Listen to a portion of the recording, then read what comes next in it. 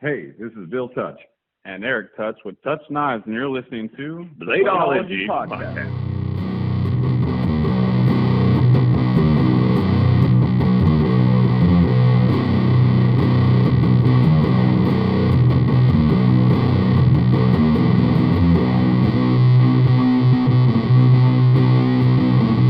We're going to jump into it like we do every week.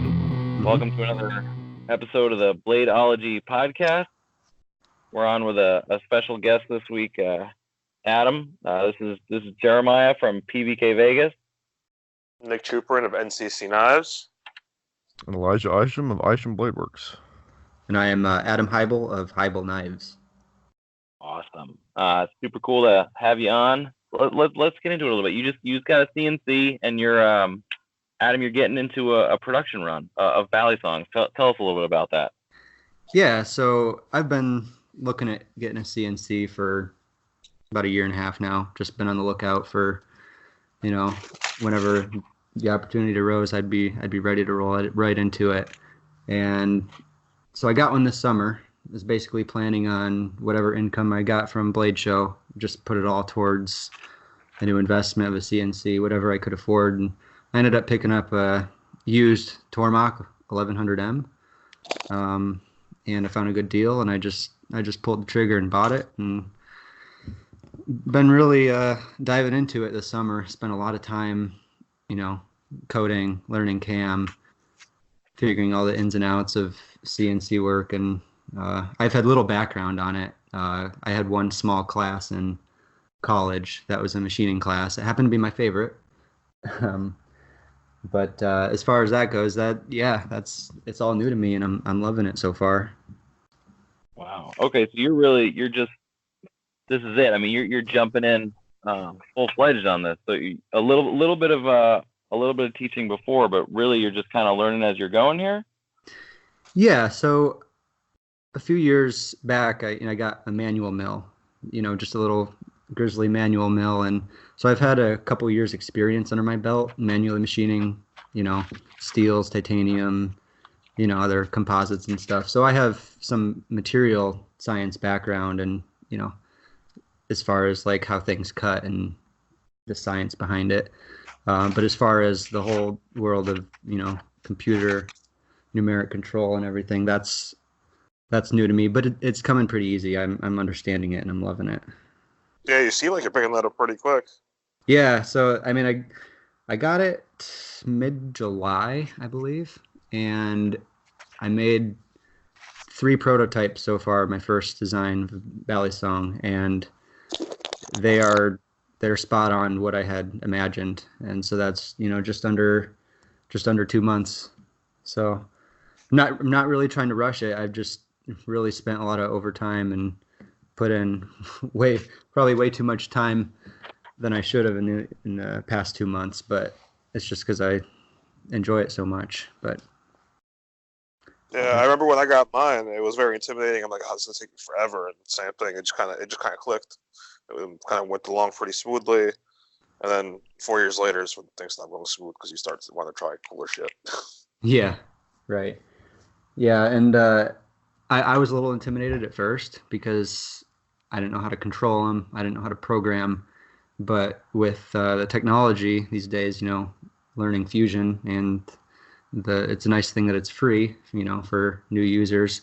So I just got right into modeling, and I have a pretty good background in SolidWorks because that's what I took SolidWorks class in college, and then for years designing my custom knives, I used SolidWorks just as like a layout design space.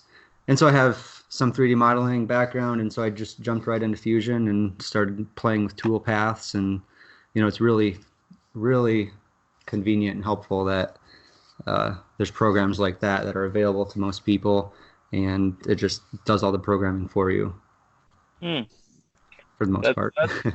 That's an excellent segue into Making it sound too easy. So how long have you been making knives for? I made my first knife in 2014, which was a year out of high school. So I was 18 years old. And what kind of knife was it? Was it a Bally off the bat or a fixed blade? No, it was just a simple fixed blade. Yeah, with my Carta handles, 154 CM blade. And how'd you hear about custom knives, or just like how did it come into your realm of knowledge? Yeah, so I guess now we're getting into a little bit of like the history of how I got started and everything. And I really had no exposure to the custom knife world. I thought like $200 for a knife was insane. Like, why would anyone pay $200 for a knife, especially because early on I was into Balisongs and I wanted a Benchmade for Christmas, and I was still in high school. And that was like the only present I got because it was, way out of my budget, but, I got it for Christmas and it was just awesome. Then I just started playing with, tricks and stuff. And so I was into Balisongs before I started making knives, but I started with fixed blades. So that's a good way to get into it, right? Benchmade is a sort of ever present Balisong maker, always there, always has been. Mm-hmm. Now, and Adam, how did you get into Balisongs? I want to ask real quick. Like, you said you got into knives like kind of late in the game, but how did you get into specifically Balisongs? Well, I guess back in middle school was the time frame. Mm-hmm. I played just some like small handheld video games on PSP, and there was one player in particular that had a YouTube channel, and he did a lot of tricks with the Balisong, and that was before I didn't even have one. So I just bought a cheap China Balisong for like $10-$20 or whatever, and then I ended up getting a few more after that because I liked learning tricks and stuff. Because I thought the art of flipping it around and stuff was fun and a neat idea, so I wanted to try my hand at it. I was never the best. I learned a few tricks, but I kind of gave up flipping after I cut up my fingers too much. So yeah, you gave it up and you started making them. Yeah, right. I let my customers do the flipping now. There you go. Interesting. Did you ever get into like modding them as getting into Balisongs? I know a lot of guys end up getting them, and then they mod them, and then they eventually turn into like grinding and making them. Did you ever mod them, or straight into making? No, I skipped that step. I had literally no idea that people modded Balisongs. I didn't know, besides a couple of the really popular names, I didn't even know people made custom Balisongs. That's how out of touch I was with the with the knife community, and as far as the art of making knives was. Like, I literally, with no prior knowledge, I took my Benchmade and my couple other cheap China knives and went out to my dad's shop and just started making my idea of what I would want a Balisong to be. And then I started posting about it on social media, and it took a while, but I gained a following and people started liking my work. And I was like, whoa, there's actually a lot of people out here that are really into this as much as I am. And so that's what kind of drove me. Tell me a little bit about your first sale. We ask guys that sometimes. So you made the knife, and then did you sell it on social media, or did you sell it to someone you knew in person? How did you sort of navigate that? Yeah, so that was, let's see, it was the second Balisong I ever made. I made it with stainless steel liners, carbon fiber handle, scales. I can't remember if it was AEBL blade or 154, but I didn't make it to sell. And someone just contacted me on Instagram, asking if he could buy it. So I was like, yeah. So that's kind of where it went. I don't really remember a whole lot of the interaction, but it was pretty rewarding to find someone right away who was wanting to pay for my work. And at that time, I was selling Balisongs for like $250-$300 because, well, that's what I sold my first one for. And cheaper than Benchmade. That was a lot. Like, Yeah, a little compared to some Benchmade's, it's cheaper, but it was more than the value of the one Benchmade I had, and it was pretty neat. I would imagine it's great to get feedback from people and to find someone who's willing to part with that money for a knife is I mean that's some self confidence that's well needed, you know, to put into that craft. Yeah, absolutely. Yeah, and then I think my second sale led to like 3 or 4 more sales from the same guy, and that just caught me way off guard. Like I'm like, this is insane. I did not expect this, but you know, all right, I'll keep making them and, you know, selling them. This is really cool. So then I just Now, how long after you started and you made some sales it took you to go full time? I was just about to ask that. Yeah. Well, I went full time starting this year. So I started making knives a year out of high school. I went right into college. I was a full-time college student for the next 4 years, getting my Bachelor of Science in Mechanical Engineering, and living at home, about 15-minute commute to college. So all of my spare time, you know, while I'm not at class or on campus, I was making knives. And it wasn't until a couple years after college, which is now a few years now, that I went full-time, because I even had an engineering job that I decided to part with and pursue knife making instead. And I was part-time knife making, part-time knife or engineer, even split last year. So I quit my job last year and I went full-time in January. No, I didn't get that for a second. Did you get your degree, your bachelor's degree, or your degree for engineering? Yeah, I graduated in 2017 with a bachelor's degree. Okay, so we had a pretty much exact like similar path. I was in school for mechanical engineering, but like I was ahead because of how my school used to work. Yeah. So I left and I was like, okay, I'm gonna give this 2 years full time before I go back to school, because I was 2 years ahead. I graduated high school with associates. Okay. So similar thing. That's interesting. I didn't know you were in school for engineering. I actually got that. Yeah. And I do love engineering, but you know, just a desk job wasn't cutting it for me, especially after I found my passion, which was making knives. And I mean, if I didn't have this passion to making knives, I'm sure I'd still be back, you know, with an engineering job and, you know, somewhat liking what I did. But I couldn't sit at a desk every day and go a full day without thinking, you know, at my shop, I gotta do this. I gotta work on this blade, thinking different blade shapes, different handle designs, different, you know, ideas just popping around. That's pretty funny. That was literally me right after high school. I couldn't get through school because I was thinking about those knives. I'm like, if I do this, and da da da. And I was like, okay. And then I realized how much of a desk job my job would have been for the first 10 years. And that just kind of veered me off of that whole thing, because I thought mechanical engineers go out of the field, and like one of my professors is like, you're not really going in the field for like your first 10 years. I was like, right. Well, okay, I'm reconsidering all this now.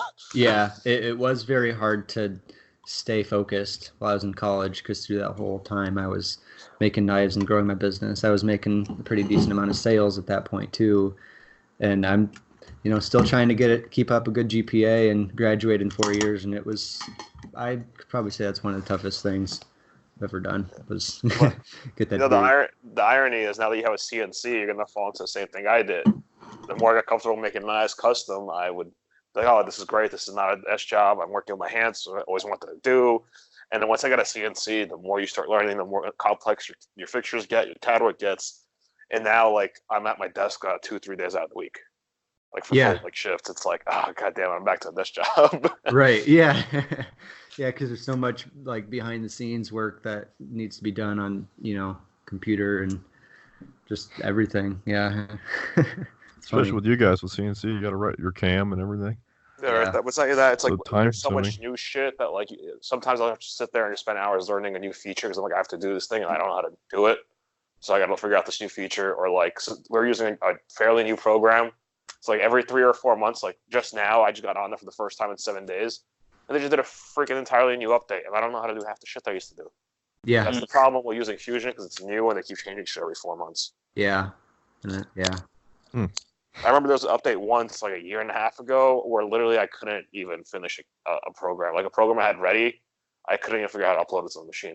It just changed. So I was like, well, none of this seems right anymore. And then that kind of messes with you for like a day or two. Yeah, I've encountered a lot of software glitches with Fusion and other things where it's like either crashed my machine or really done something I wasn't expecting, which makes me That's not Fusion. Well, Fusion has had glitches too, but both of them combined really makes me slow down, step back, and think about it. I never had the machine just do anything. Like every time the machine does something, like I always would like to blame the machine, but it's always user error. Like the guys that always say, like everyone I always talk to that has a Haas never said that. Everyone that I ever talked to who has a Tormach and uses PathPilot or Mach 3 or Mach 4, they're always like, yeah, Fusion kind of tells the machine to do weird things that I don't know what happened. I'm like, nah, they just the PathPilot or whatever you're using is like missing steps. Yeah. That's not really a Fusion thing. It's like I never had that. Fusion crashes on me like 18 times a day though. That's pretty right. Yeah. Well, there's that. But I heard if you get like a super overclocked computer, it only crashes about 2-3 times a day. But I can't figure that one out yet. So I've Adam, been using it with the CNC, but like, yeah, I've had it crash a lot. Just playing around. what was the point where you were making knives by hand and there were did you have a book at some point? You said, okay, there's so many names in this book that I'm gonna do a production run, or was there just sort of there was enough interest that you were like, okay, this is the time? I never really had a super extensive list of custom orders at any one time.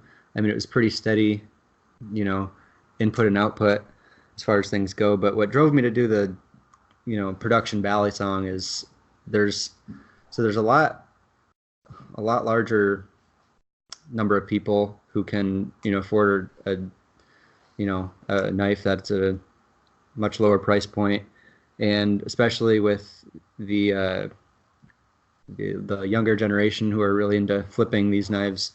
Well, they're younger and they can afford a cheaper knife. So I'm trying to get my Balisongs in more people's hands, not just the high-end collectors and people that have the cash to spend money on a custom. And yeah, so that combined with my interest in CNC and machining, just as another avenue to pursue. That's where I went with that. Yeah, and I mean, I definitely, we throw around that word production, but obviously I don't think that the Valor is going to be it's not a traditional production. It's we should call it more of like a run, because are you still you're milling this all out in house. You're doing everything for this knife yourself. I mean, it's not like you're farming this work out to anyone. Oh yeah, definitely. Yeah, I guess I wouldn't consider it fully production knife. I guess the proper term could be midtech, where I'm doing a lot of stuff in house. I do have 2 employees. Not technically, but I have 2 people working in my shop full time for me, and one of them is going to be running the CNC, and the other helps me a little bit on my customs and has some involvement on the production stuff.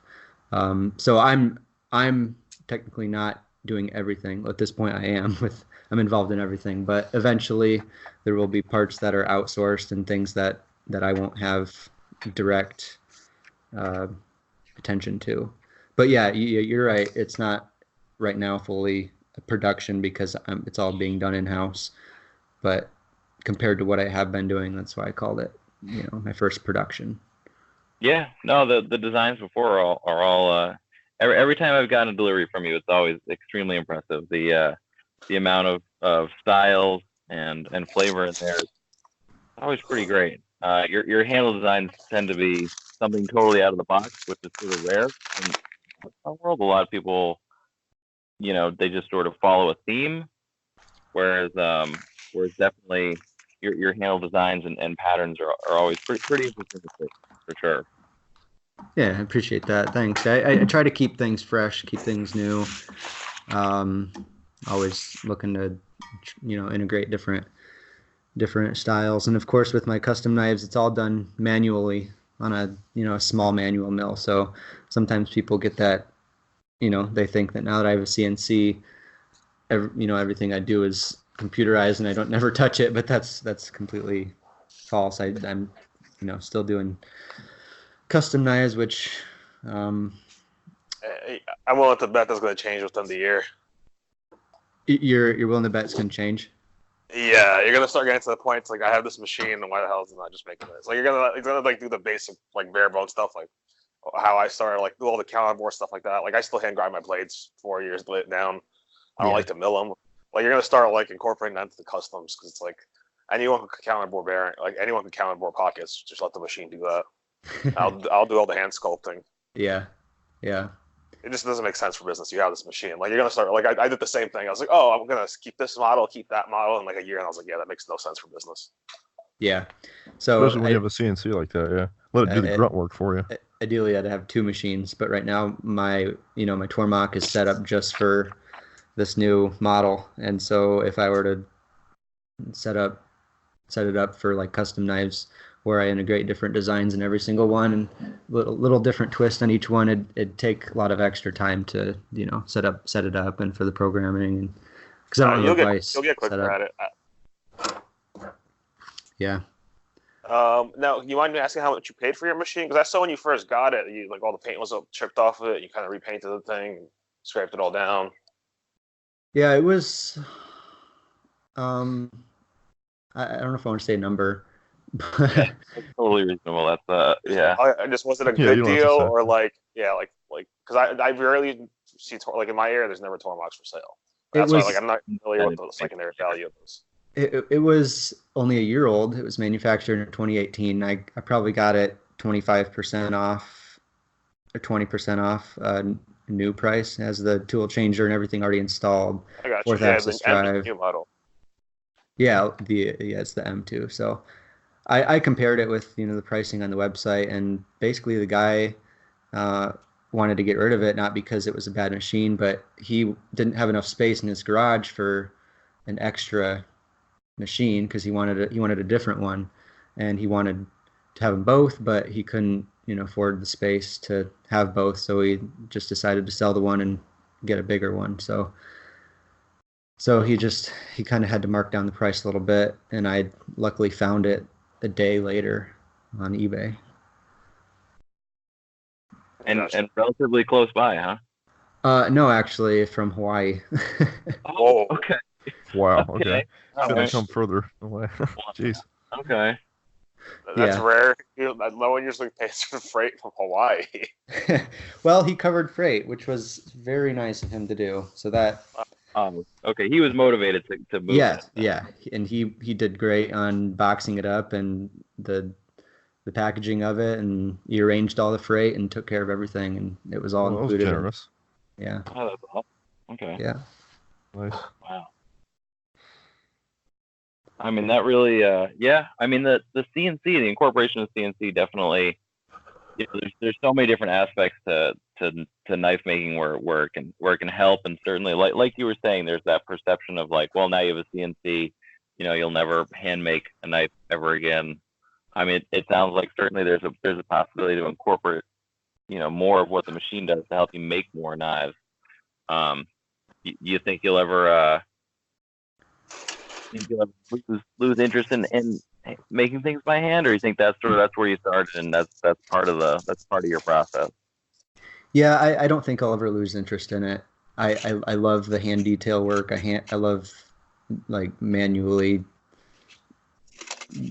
cutting things and involving myself in that, and eventually maybe I might integrate more into CNC stuff, but I keep telling people that no, I'm going to be doing custom knives for a while still. Like, don't think that I got a CNC now I'm just going to quit making custom knives and doing a lot of stuff by hand. I still love that artistic features that I can do with custom knives by hand. Right on. Also, so without saying the number, don't say the number, but so the midtech run, the Valor, you're planning on doing a fair amount of those, because it sounds like you want to get your hands, or you want to get your knives in as many people's hands as possible at a great price. Yeah. But you're probably doing a fair amount of those. Shouldn't totally freak out about missing them. How are you planning on getting those out there? So I plan on selling those through dealers. Just do large batches at a time. It like a midtech price, more production midtech price through dealers, and so I don't really know beyond that. We still have to work some things out, but Now, yeah. do you plan on milling the bevels, or because I saw some that you milled the bevels, I saw some where you ground the bevels. Yeah, I'm gonna offer both options.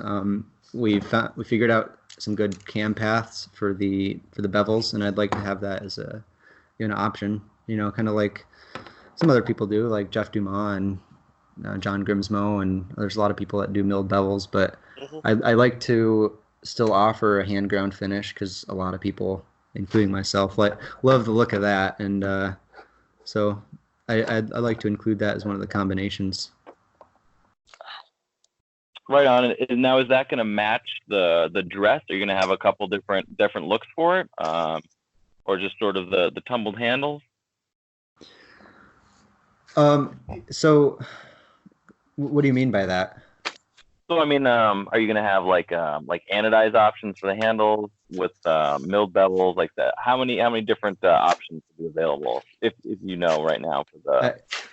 I don't know. That's something we've been talking about at my shop with me and the two guys about. We don't want to offer too many options and then, have stale inventory. I'd like to take a poll on Instagram at some point, based off of the prototypes that we make, figure out the best combinations, the most popular styles, and then do a select few of those. So probably like a total of, I don't want to give a number, but quite a few different combinations, but not too many, with anodizing included, bead blasted, satin, tumbled, hand ground, blackened, that kind of thing. All right. Yeah, that sounds work in progress kind of thing. I know people have definitely been getting pretty excited about that knife, so I'm sure that'll go over pretty well. I'm trying to get people excited, so that's what I intended on. So I'm pretty excited myself. I'm gonna be making 10 total prototypes. We're keeping 3 of them, and then we're gonna do a pass around of the next one to a bunch of people I trust and want to get professional opinion on, and then I'm going to be auctioning or raffling the rest of the 10 prototypes, and then from there, so we're going to be using the different options and styles. We're going to do something different on each one, and we're going to sell those, and then after that we're going to start production runs. So right on. So yeah, it's too early to say when to look for these with dealers. Probably in the early 2020, probably. Yeah, I was hoping to, my goal is to shoot for the end of the year, try to get a first big batch out. That's probably pretty aggressive, but I'll definitely be sharing updates and stuff and how things are going, and people can stay up to date with that. It seems like Instagram is definitely your chosen social media platform these days. Yeah, I mean, as with everyone else, Instagram's great for the community besides, some political things. But yeah, Instagram's great for marketing, and found my customer base, and it all helps. There we go. Let's go. No, I remember speaking to you at Blade Show maybe last year. I think you do pretty well and cool. Like, it's nothing to do with knife making, but I was talking to you about business and how you run a lot of your stuff. You had a lot of merch, and you just launched a new website, which looked great back then. You tell me that you usually try to keep everything locally in the community. So all the outsource work you usually do is around your neighborhood and in your community. which is pretty cool how you're giving back to your area with all that stuff. Yeah. I mean, most of it's convenience for me. There isn't. So where I live, really, the only things I outsource are water jet. For custom knives, I got my water jet handles cut, and that's basically just a rectangular blank that I work from. But yeah, as far as that goes, I'm not really sure where I'm gonna move with that in the future. But yeah, I mean, I'll always love to give back to the community. I try to work with people and build relationships and work close and all that. It's a good way to do it, you know. It is definitely it's a tight knit community overall, and certainly as I'm sure you know at this point, the Balisong community is even more niche inside of that. Mm-hmm. Yeah, for sure. And I always push people if they're in the local area and they're a customer. I tell them, hey, come by my shop and, you know, pick up your knife when it's finished, or, you know, even if you're not ordering a knife from me, swing by and, you know, we can talk knives. I'll show you what I do here and help you out with, you know. So I have a couple of friends that are starting in knife making, and you know, I love just bring them to my shop, talking knives, you know, working on equipment, figuring out new ideas. I love having people over and you know, just working together. Right on. So now, do you reach out to other Bally makers? Like, do you have like a sort of regular conversation with other guys doing what you're doing, or sort of just you know what you're doing and you're sort of doing it? I do a little bit, just a little bit of communication, mainly on Instagram, but I mainly have a pretty good direction as far as where I'm going. There are some makers that I really look up to and bounce ideas off of, and you know, just talk as, you know, a fellow maker in the community. It's definitely something I enjoy doing. There we go. Yeah, like kind of sharing, you know, perspectives. I guess everybody is on that maker level, can sort of relate to each other. Yeah, that's a good way to put it. Yep. Which makers specifically do you really look up towards? Like, any favorites? Yeah, so I've been following John Grimsmo for a long time. Back when before I started making knives, I loved watching his videos, and that's a guy I look up to as far as, you know, business planning and motivation, and the way he, you know, his term full Grimsmo, you know, really resonates with me, you know, trying to reach perfection in every area. But other than, you know, the Grimsmo guys and their business, you know, Bally Ballistic, Sean, like Jeff Dumas, God, there's so many that I look up to in the community, just as other makers, because their work is so profound. Yeah. And there's too many to list, but probably a lot of Bally guys, I'm sure. Yeah. Yeah, Sean. Plenty out there. Sean is killing it, man. He's it's nuts. Oh yeah. Now, we've only really talked about your Ballies, but what about your folders? I've seen some of your work before. Any plans for those with the CNC? Not yet, no. It's a harder market to get into.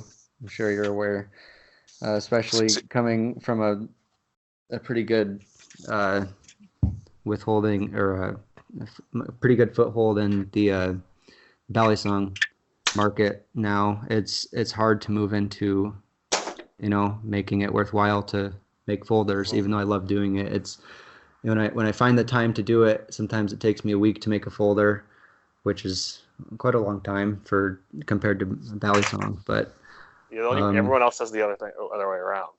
Balisong is double, so it takes a lot longer. Like, as far as the amount of work? Yeah, everything. You got two backspacers. You got to sand everything. You got 4 handles to sand. Like a lock and detent. Like I tune and set a lock and detent in like 15 minutes. But like, it's the sanding and finishing everything is double. Right. Valley. Yeah, that's true. That's Like I'm true. working on some Bally's now, and all the CAD and CAM is twice as long. All my fixtures are twice as big. It's like Yeah, I guess everything's double. it's just what I'm used to, and transitioning to a different style for anyone is, there's pros and cons and trade-offs. But as far as folders go, I love making them, and I feel like I'm getting it, but it's not really worth my time, especially since I've had a harder time selling them. To keep bills paid and keep me going. I don't. It works I don't better think for me to. I don't think it's because you're saying it's because it's hard to get into the folder market. I just noticed that it usually happens to people who try to do everything, which unfortunately is what I'm trying to try right now. But like when you make everything, it kind of never really works out. I notice the guys that make Bally's, when they try to make folders, it doesn't sell the best, and kind of vice versa. Yeah. It's very different communities that just kind of seem like they're the same community because it's something that cuts, but it's very different. Yeah. Especially now, how big the Bally community has grown, it's kind of its own thing. Like there's this local kid that comes by my shop every month. He's pretty big in the Bally community. He's pretty known by a lot of people. And like I mentioned folder guys' names, and he knows no one. Like even big names, he's like, I don't know who that is. I'm like, and he'll mention like Bally guys. I'm like, yeah, I don't know who that is. Yeah. I learned quite a bit from him, but like I didn't realize how many custom Bally guys there were until he started coming to my shop and like bringing them by every time. Yeah, yeah, for sure. And there's definitely people that bridge both communities, and collectors and makers and stuff. But that'd be really cool to see, in the future how, the two different communities, so to say, kind of merge together, because it's all knife making, and they're all knives and tools, and there's similarities and differences, but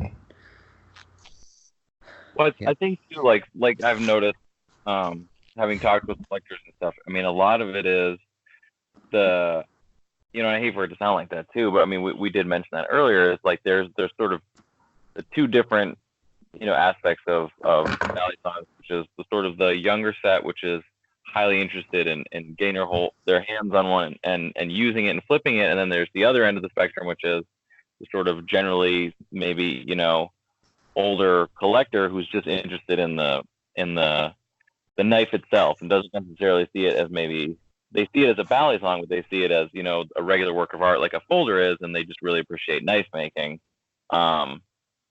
And right at a point, the price can be, very expensive as regular folders are. But it's like they do collect folders and Balisongs, which right. is it's an interesting thing with Balisongs, how that works like that.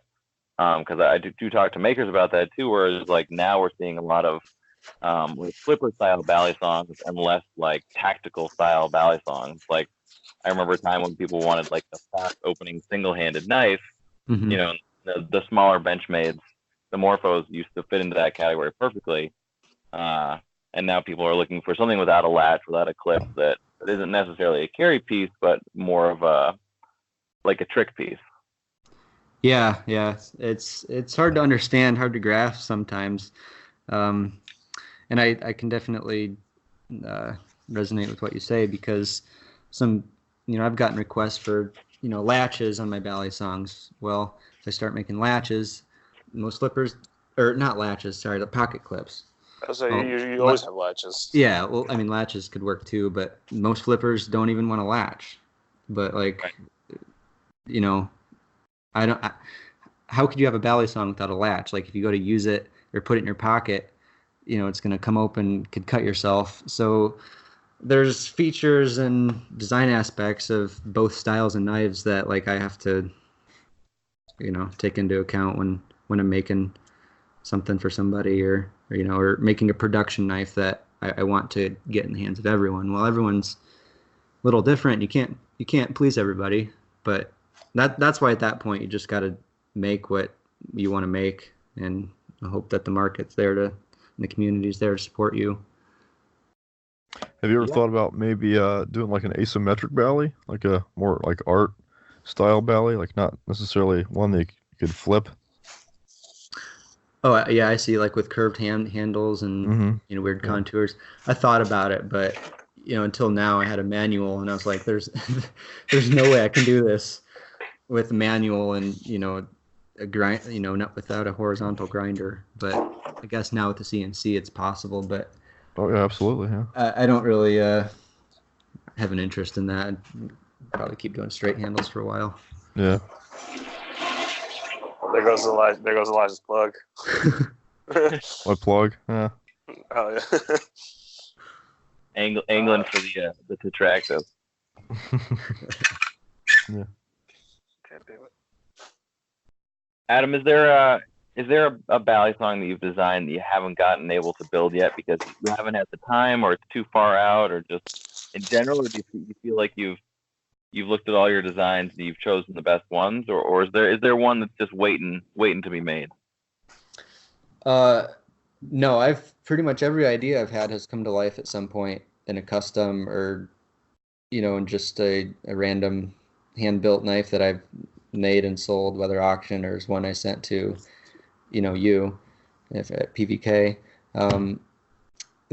Pretty much all my ideas have surfaced at this point, and I guess Valor was the most recent one where I guess if you would have asked me that a month ago, I would have said this Valor, but no, I don't really have any designs hiding in the dark as of now. There you go. Well, I mean that's good though. I mean you have something, you make it come to life, and that's like the fruition of that idea into a knife. Yeah, and that's why you've seen so many different styles and handle patterns and blade finishes and handle finishes and stuff. It's like every idea I have, I try it when I get the opportunity. Loving it, man. Yeah. As far as like design stuff, like how many folders have you sat down and drawn? Like just the one, or you got more on the way, maybe? I've made probably like 5 or 6 different designs folders. I made one for a friend a few years ago. That was a one-off. I made a M1.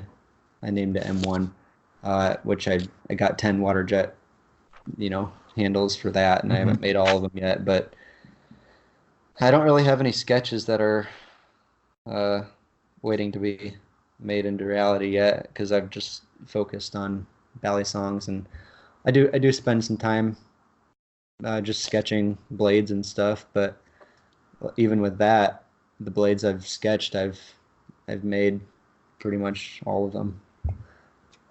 Nice. That's the way to do it. Yeah. Don't leave anything left alone. You got to make everything that you draw. That's Yeah. the Way way to go. Unless it's just hideous. Where there are cases where I've had a hideous design and I throw it out. But Just keep working on it until it looks good. yeah. If you could collab with anybody, Balisong maker or otherwise, who do you think it might be? Well, I have a collab right now in the works with John Swordson, Rotten Design. Nice. Oh, there we go. Yeah, so before Blade Show, I put a Balisong together, basic blocky handles. I milled the handle pattern, and I fit as much blade steel as I could into them, and I sent it to him. We were hoping to get it done for Blade Show this year, 2019, and it didn't quite happen, but he still has it, and it's gonna be pretty neat when he gets it done, whenever that is. But other than that, I'd love to collab with Jerry Home. He makes incredible Balisongs, and Sean, Bally Ballistic, and some of the other makers I mentioned that I look up to. Grismo Bally, I got you. Okay. All right. Yeah, I don't know how that'd work out. I mean, they're in Canada, so. I can see something working out. Don't worry about it. Yeah, I actually asked. I think I talked to Eric. I was like, "Well, I'd love to see you guys make a Balisong. It'd be epic." And that didn't seem really like they were gonna head in that direction anytime soon. But that'd be really neat to see. There you go. Do you talk to Sean on Instagram? I have a little bit, yeah, but I mean, not a whole lot. Gotcha. We have bounced around the idea of doing a collab too, but that's Still yet to come. Yeah. Let's do it, man. I totally. I'll put a good word in for that. That would be awesome. What about a collab with you, Nick? Oh, well, I'm There you working go. on it. We were supposed to do the Valley. Haven't really been like that's what you were saying when I was making a joke earlier. I'm like, oh, I'm very good at that. Whatever I have in my mind, just get to it and make that. Unfortunately, ever since my dad joined on FullTime about 5 months ago, I haven't been able to do anything new. Gotcha. Thankfully, he was gone for about 10 days right now, so I did kind of finish up the CAD work on my Valley. The original one I designed was so tight because I designed like a folder maker where I wanted the ratios to be super tight. But that didn't really work out because I didn't accommodate for the amount of flex that are in the handles. Yeah. And how much they move in time. And so after I made like a rough prototype and it just didn't.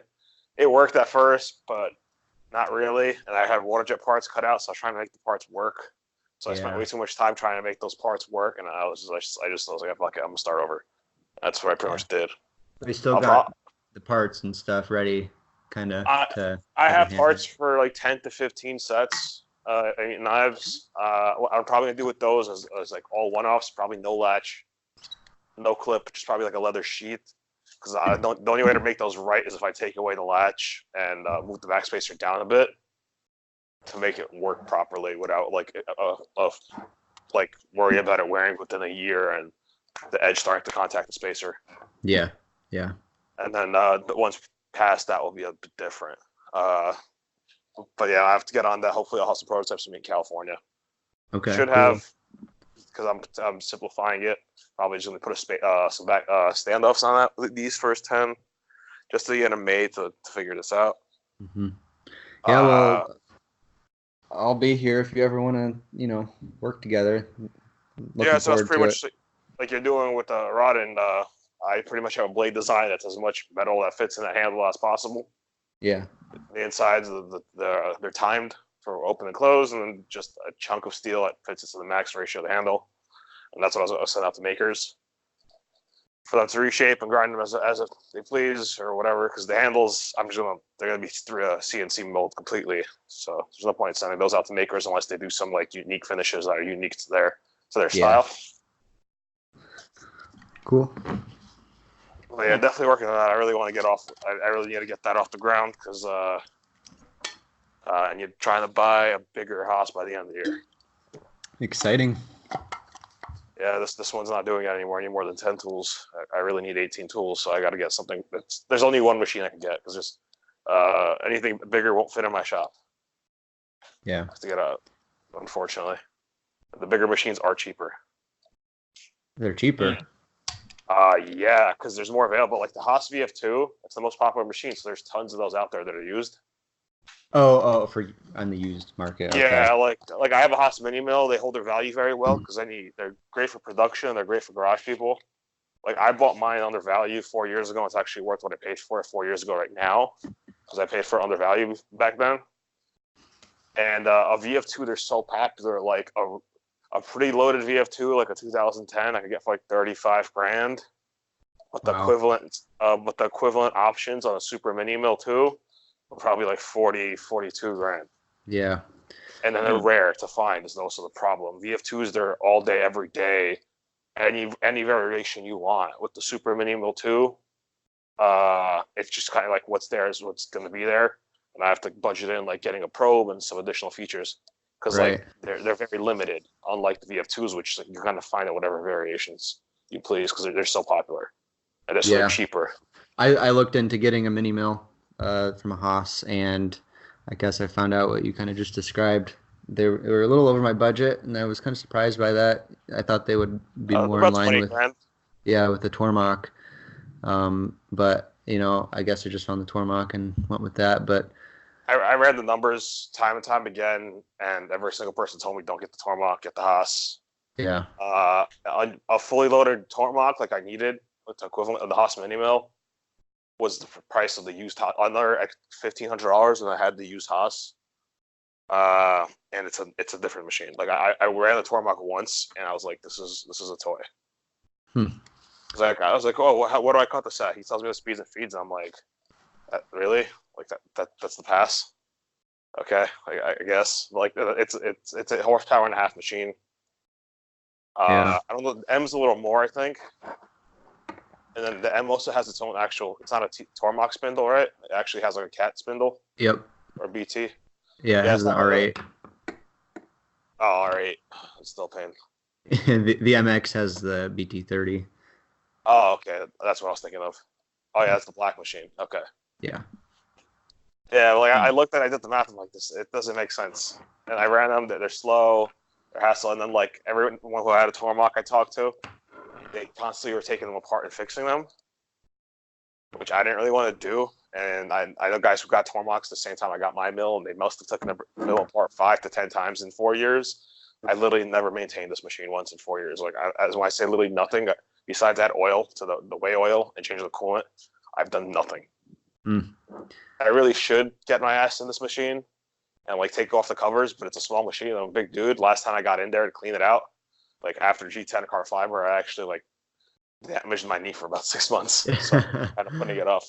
Yeah. Well, I mean, that's definitely good to know. And moving forward, I mean, there are things that I'd like to be different on the Tormach, but I guess anything I get after this will be an upgrade.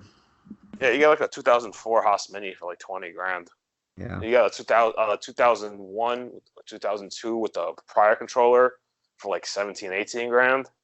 And that's a machine that'll kick out production. Like I trust this machine. I've never had it, like when you said like Fusion uploaded some weird stuff, I've never had that happen. But I hear that often with Tormachs. People are like, oh, it's Fusion. I'm like, it's not Fusion.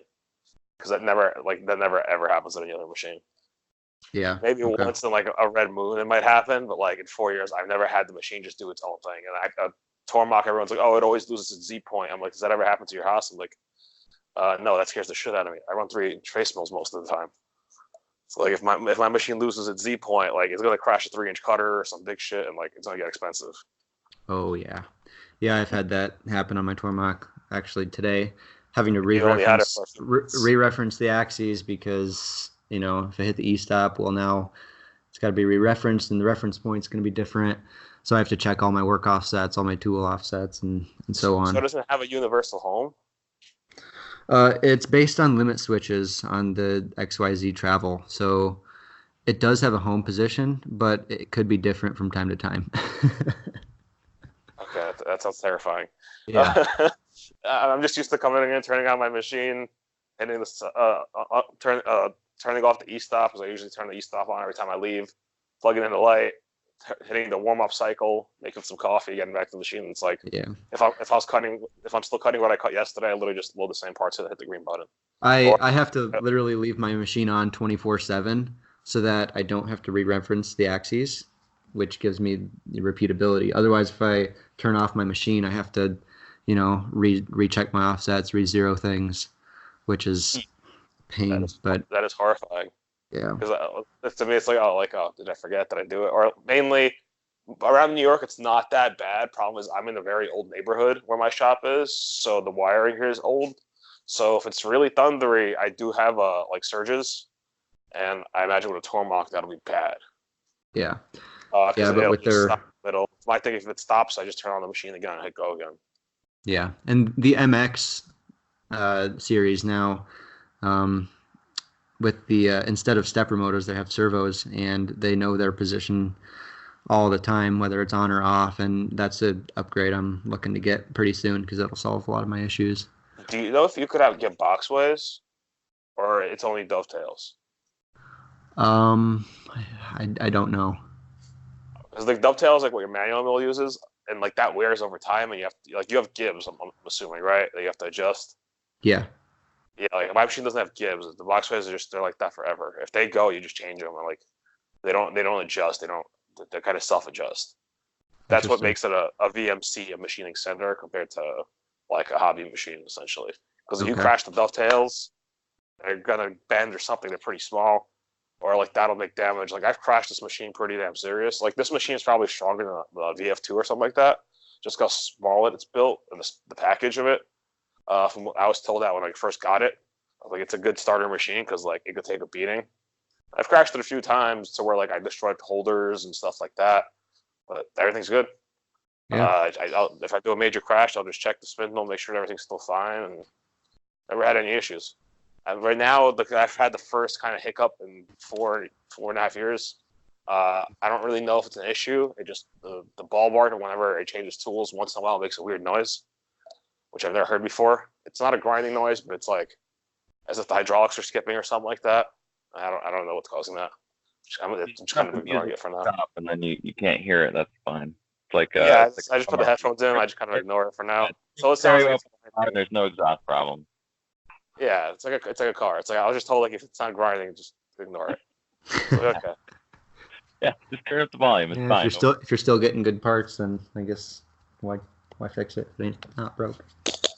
Yeah, it's just the ball bar. But the ball bar is a scary one because I've seen some, like, even that happened recently to a CNC machinist on Instagram.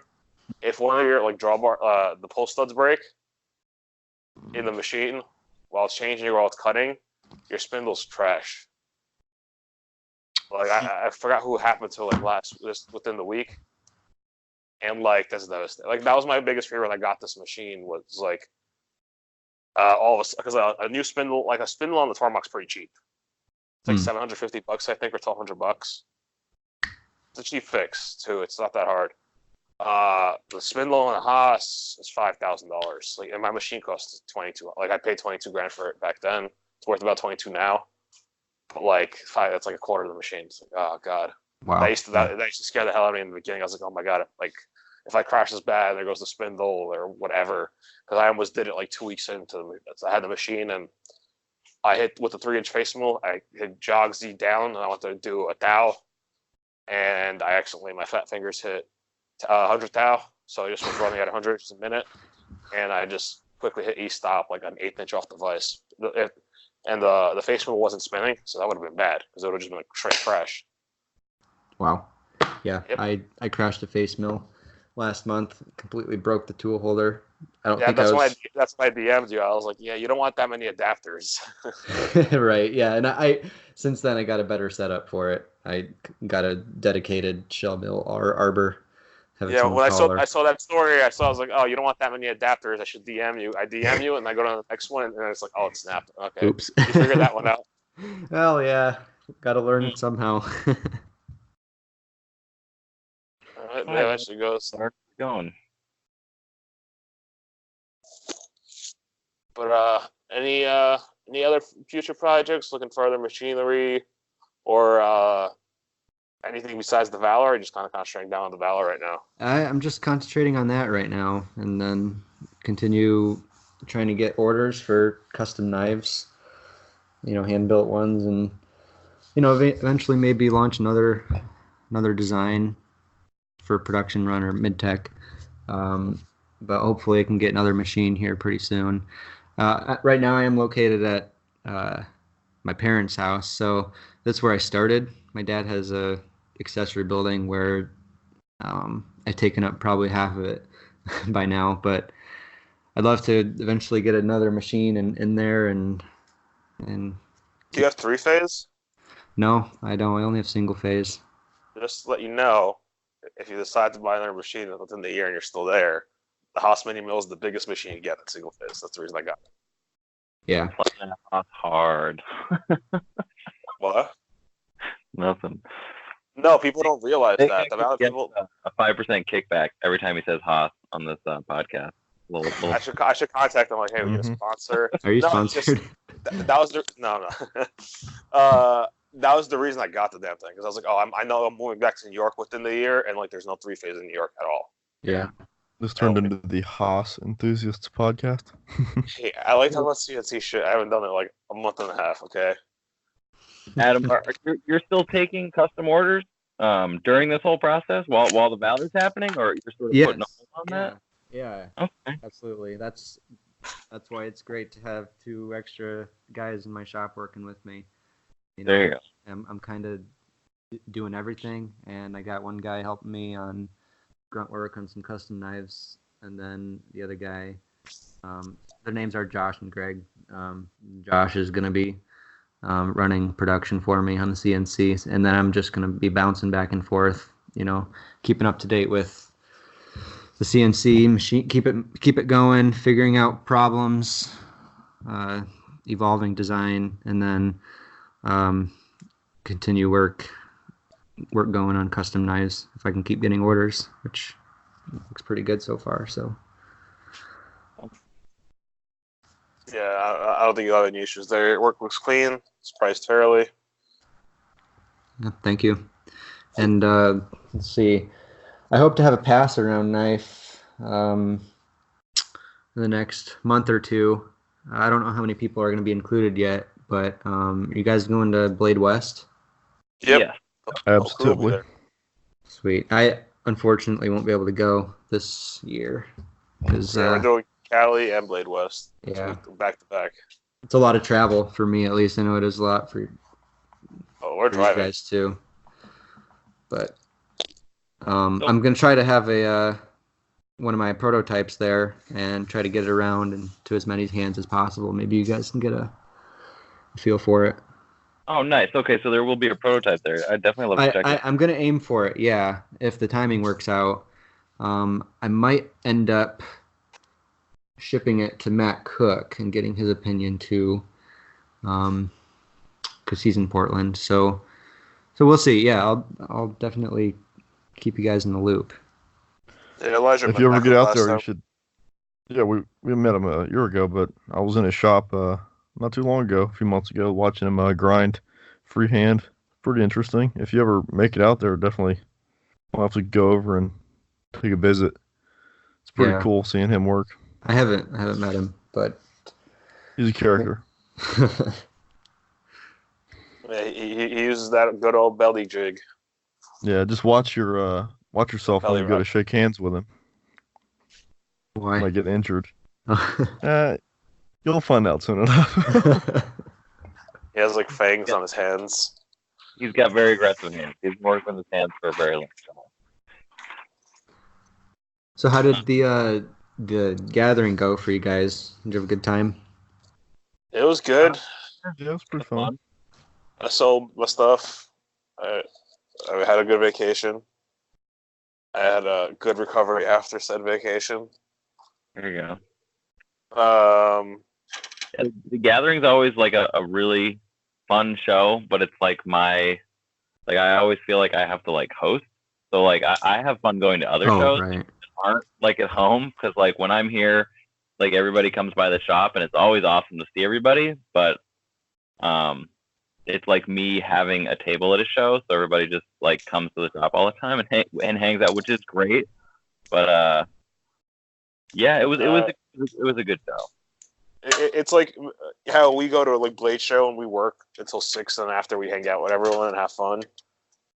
At him after 6 is when everyone like just starts rushing the shop because they don't know what else to do. Right. Yeah. So you're Jeremiah. You're just as busy, or more busy in the gathering as the people who exhibit. Yeah, because we're running the regular day-to-day around here, and then the show gets out, and then all these guys come over and like, dude, what's up, bro? And then like everyone's hanging out at the shop, and I'm like trying to coordinate like the ongoings there, and then the ongoings like behind the scenes here. So let me Elijah just jump in there. Yeah, and then buddy. Up and they just like sit around and like drink soda all day, and I'm like, oh, that's great. Okay. Hey, I worked for you for like 2 full days this trip, so true. It's true. To be fair. Nick I also didn't stop over that often. Yeah. Nick did some work, and Elijah watched Nick do work, so it was a productive. It was good. Yeah. Very nice. No, the gathering is a blast. If you get a chance, come and check it out. It's a nice intimate show, like New York show. I don't know if you plan on doing that one, but have you ever been to Vegas though? I've been to Vegas for family vacation years ago, but haven't been there recently. I wanted to make it out this year, to go to the gathering and swing by the PVK, but didn't happen. So it's definitely a fun show, especially if you're a person like me who enjoys Vegas. It's one of the main reasons I justified the trip, because it is an expensive trip. But it was my first time exhibiting there, which is pretty cool. Thankfully, it went well. But yeah, we'll see how the show goes. It was a different show this year. Yeah. They say I've only been to Blade Show East and West, and only exhibited at Blade Show East. So I'd love to go to a different show, see what kind of different atmosphere they have. This one's pretty different because it's like everyone's usually a pretty hardcore collector. You don't have the guy that kind of walks up and it's like, oh, how much is this? It's $1,000, and they kind of like, oh my god, and like slowly back away. Yeah. Like at Blade Show. I always like those guys because I try to guess them when they walk up to my table. And like if I could tell they are one of those guys and they ask me how much, I'm like $7,000 because I like to see the facial reaction. Mm-hmm. Yeah, I'll just be like it's a $700 knife. I'll be like it's $7,000, and they get all shocked. They put that knife down and just like slowly back away while looking me in the eyes. Yeah, I think one of the first years I was at Blade Show, I kind of fall victim to that because I was at Daryl Ralph's booth. And I saw one of their new prototypes, and I was like, "Oh, how much is that?" And the guy's like, $35. I'm like, "Oh, $35?" He's like, $3,500. And so I kind of shied away, and that kind of put me into perspective what I was getting into. And that was before. I mean, I think I was making knives at that point, but I had no idea that people would pay that much for a single knife, and so it kind of threw me for a loop. But we all have to have that experience sometime. So you knew about Blade Show before you realized how expensive some customs are? Yeah. So like, I went there and didn't know that there were knives priced that high, I guess. Oh, it's nothing. I literally my first year of Blade Show, I saw a $100,000 transaction happen, and I was like, what? Bodyguards and everything. Yeah.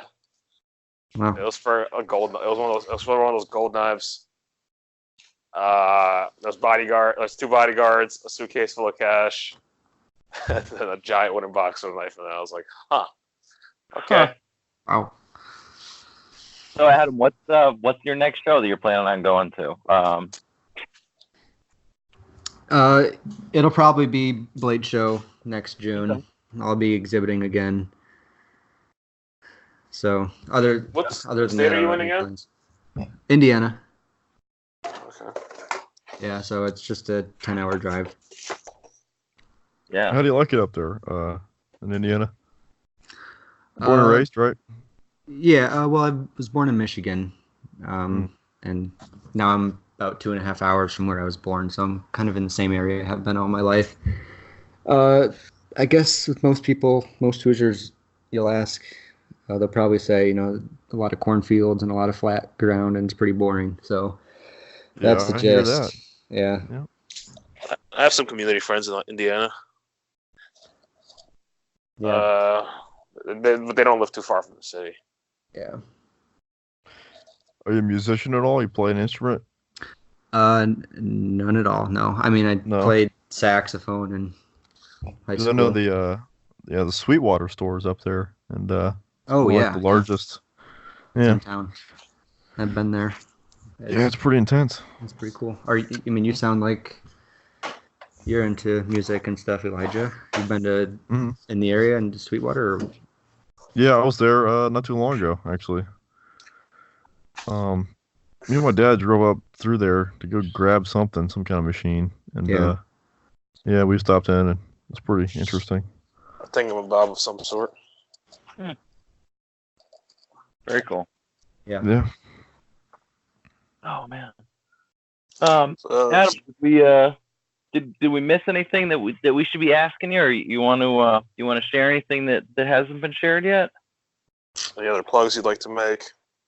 I don't know. I'm sure there's stuff that I can't think of. That's usually the case. It's usually like 2 hours afterwards. Like, oh shit! Like, should have said this. Well, how about this? What's the best way for people to get in contact with you and stay up to date with Valor news? So my website has a lot of features on it where you can like sign up, submit orders. I have, so you might like this, Jeremiah. There's a place on my website where retailers can sign up to resell the Valor and stuff. So there's a place for retailers to get info, and then there's a place for people who are interested, just individuals, to sign up and get newsletters and stuff. That's HeibelKnives.com. That's also where I have custom orders submitted. I have a built-in order form built in the website. And other than that, Instagram at Heibel Knives. And people get my last name wrong all the time, like as far as the pronunciation. It's Heibel, not Heibel or Heibel or whatever. So Heibel, that's how you spell it. The pronunciation can be tricky, especially when other people say their name. I can. Yeah, some people get it right, and it's pretty surprising. But I was giving them a thumbs up if they do. Cool. All right, so people should definitely go check out Adam's website if you haven't already, and definitely his Instagram. There's progress shots on there. Good way to keep an eye out and watch that Valor come together. I know I'm excited to see it, and it sounds like there'll be a prototype at Blade West, so it'll be cool to get some hands on it and do some flipping. I'm hoping for it. And yeah, as far as retailers go, Jeremiah, I'm looking forward to doing business with you if you're interested in getting those in your shop. Yeah, heck yeah, man, absolutely. Can't wait. All right. That'll be pretty epic. Yeah, I'm looking forward to getting feedback from the prototypes and the pass around, and see if there's any more changes we can make to make it best of the best, flipping wise and aesthetics, and just really excited about it. Yeah, no, for sure. I mean, there's it's a small community, but still, you always want it to be as best as it can be. But yeah, I have a hard time letting any imperfection slip by. Actually, so yesterday I was assembling a finished custom Balisong, and I was putting in one of the screws in the handle, and it slipped and it scratched the ano on the handle. That's like my worst nightmare, because it takes forever to get all the scratches out, get the anodizing setup out, just to remove one scratch. So that's one of the worst things ever. And like I'll look at it, I'm like, nah, no one's gonna notice. Yeah, it's cool. And I'm like 2 seconds later, I'm like, no. Yeah, like, I just really need to fix this, otherwise someone's gonna see it. And of course people don't always find the imperfections, but as the maker, you see every single flaw in the knife. It's just, I guess, what I do, I try to get everything as perfect as I can possibly get it, and I guess perfect is a standard based on whoever holds it. So to me, my perfect is the best I can do, and as long as that's the case, I'm gonna fix every flaw that I see until I think the knife is good and ready, perfect to my standards. So killing it, man. That's the way to do it. Keep that quality high, and people see that in the work, and they know you put your heart and soul into it. Yep, that's definitely what I strive for. Nice. By no means my knives are the best or whatever, but I'm just doing what I can to make best thing I can. Yeah. Right on. A lot of other good makers out there that, in my opinion, do it better than me. But I'd say it's a good point to start ending it. We're starting to repeat ourselves. Before we do our outro, just ask once more. Anyone have anything else to say? No, I'm good. Okay. With that said, Nick Trooperin of NCC Knives out. Elijah Isham of Isham Blade Works, signing off. This is Jeremiah Burbank from PVK Vegas. I want to thank everybody for listening. Adam, it's been Adam Heibel of Heibel Knives. Thank you guys for hosting me and bringing me on to the podcast. I really appreciate it.